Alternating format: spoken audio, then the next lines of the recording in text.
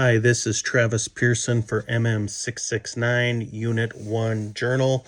My first question, describe your clinical experience in mental health throughout your psychiatric mental health nurse practitioner program. So this is my third clinical. I just had an inpatient psychiatric clinical where I spent 150 hours in an inpatient psychiatric unit. And then before that, I worked with a social worker that did a lot with kids and young children. I'm a registered nurse at the same time, working in an inpatient psychiatric facility. So everything I do is kind of in the psychiatric field. I've enjoyed all my experiences so far. I am definitely interested to see how the kids thing goes. This is going to be definitely a newer experience for me. Okay, what are the reasons you have chose to work with this population? I didn't really choose to work with this population. This is an assigned class that I have to for the psychiatric nurse practitioner program. This is my weakest link. I have a hard time with kids because I have young kids at home.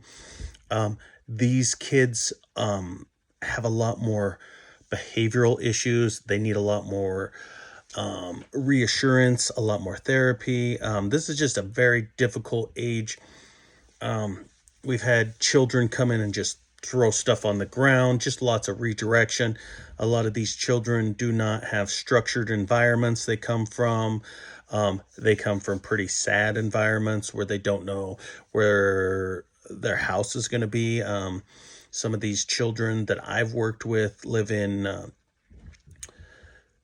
RV parks, so they've been kicked out of dad's RV, kicked back into mom's RV, and it's not knowing where your next meal is coming from, or if you got a roof over your head. That can cause some real concerns. They also have some big time trust issues with adults. There's probably some abuse that they don't always talk about. This is a difficult age group for me to deal with, but I'm interested in it.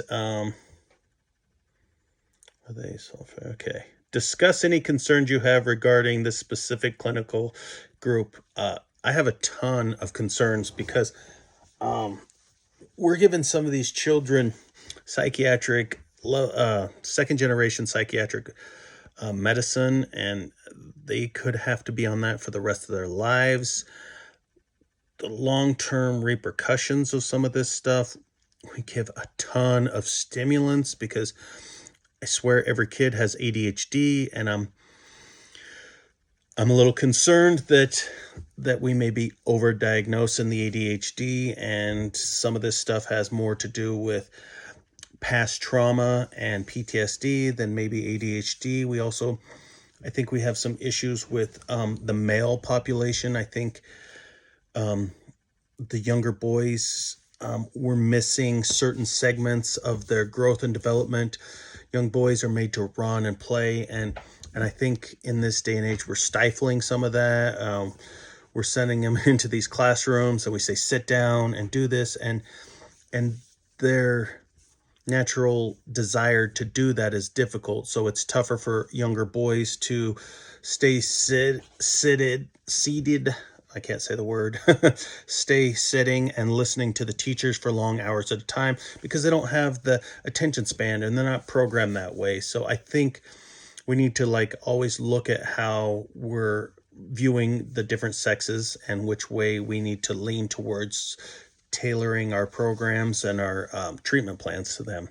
Identify personal and academic and professional goals for this clinical course as you wrap up your program. Personal and professional goals.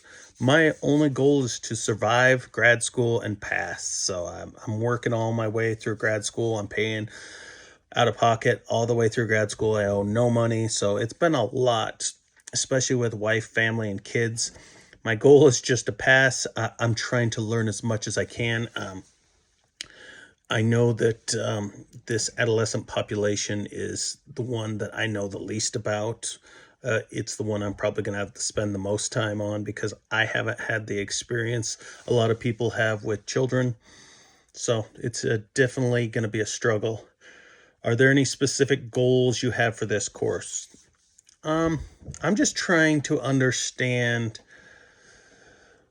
growth and development, the levels a little bit better, when we can separate, and how do we determine the mental age of the child. There's just lots of little things like that, because you can always tell that they're behind, but you can't tell the difference. I also want to learn more about autism because I think I see a lot more autism out there than we used to, and how to deal with it. I think there's a lot of people that have a lot of misnomers about autism.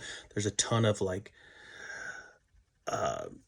harder time for the parents to deal with it. I think there's a lot of education involved in learning about autism. So I want to learn as much as I can about that particular diagnosis in young children, because I think I'm going to see a lot of that in my practice coming up, and I need to be able to address these things with my clients and their parents. So that's something I really want to.